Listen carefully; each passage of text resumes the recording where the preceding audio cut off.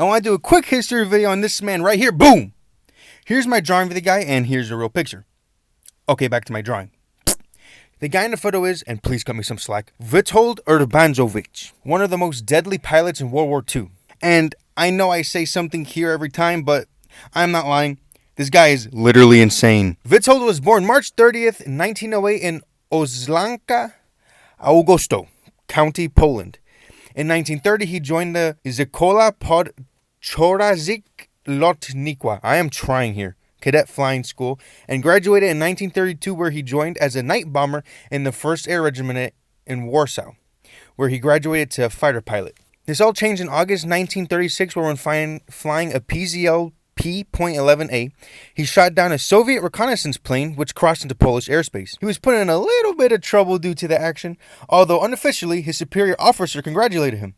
So as a small punishment, he was transferred to Dublin, where he was nicknamed the Sky Cobra. When Witold was 31 in 1939, Germany and the Soviet Union attacked Poland and tore their crap up. Witold wanted to stay and fight, but since he was now in charge of young cadets, he was ordered to retreat out of Poland. So after sneaking across a war-torn countryside of Poland with a bus-sized load of 18-year-olds, he dropped them off in Romania with a Polish officer. Still being filled with bloodlust, went back to fight with a ragtag team of Polish fighters and ran into Poland guns blazing. After being overrun by Russians, they took him into a prison. But that didn't matter for this mad lad, because he broke out on his first day of imprisonment, evaded capture, and made it all the way back to Romania to meet up with his cadets. Oh, and he did all of this in one freaking week. When the war got bad in Romania, they had to relocate again, taking them all to Syria, where they took a boat to France. This is where he was placed in the French Air Force. But then a week later, they were evacuated again to Dunkirk, and they crossed the English Channel to England. A lot of moving around, to be honest. But once they landed in Britain, he joined the Royal Air Force just in time for the Battle of Britain. Although Witold hadn't been in battle before, he was made a rear guard for the formation of Hawker Hurricanes. As they were flying, he noticed 4 Messerschmitt 109 fighters coming in fast from behind. So naturally, without warning, did a near pass-out 180 turn and fought a 1v4.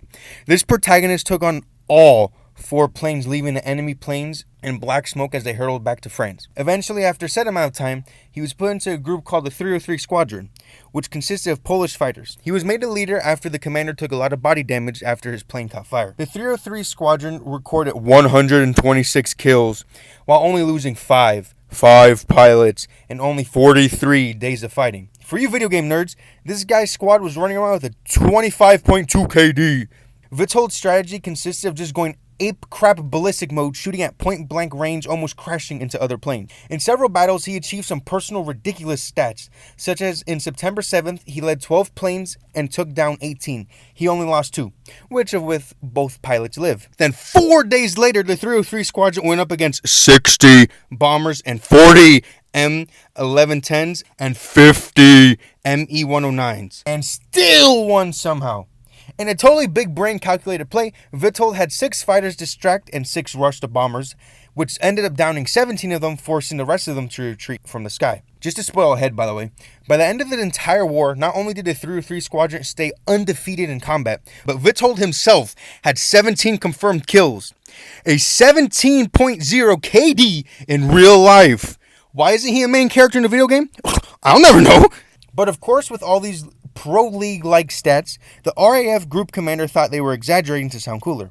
To counteract this point, Witold asked him to join him on a sortie sometime, where the mad lad took down 8 planes and only lost 1, of which the pilot still survived, which led the RAF commander to go, okay, yeah, alright, he ain't lying. Thanks to the RAF, the German bomber invasion never came, as they got completely obliterated thanks partially to this air psychopath, which turned the tide of the entire war. So since Britain was safe, Witold, seeking more action, went to America so he could be transferred to China, where he could serve with the Flying Tigers of the United Army Air Force, the first non-American to fly in the unit. Witold deployed food for the Chinese troops and defended them against Japanese riverboats. But he's not done, people! And his true final kill cam play of the game, whatever you want to call it, moment, was in December 1943, where his P-40 Warhawk was being attacked by 6 Japanese fighter crafts. Just to ground you people in reality real quick, the chances of surviving this attack was like trying to get struck by lightning in space. But the Sky Cobra not only survived, but took down 2 planes and scared the crap out of the other 4, causing them to retreat. He won a 6v1 while caught off guard. Make this man a main character in something, please! Woo! When the action was dying down, once the war ended, Future case right here, I am editing this video, which is taking me 2 years to edit. I learned that he actually tried to go back to Poland after the war, but since they were communist at the time, they arrested him 4 times for thinking he was a spy for other countries. So with no other choice, he had to flee to America to live in Pennsylvania, and that's where he lived until he died. Okay, I'm going to keep going with the video now. He moved to Pennsylvania, wrote a few books, worked for a few airlines, then went back to Poland in 1996 once communism was abolished. Witold died a year later after moving back home.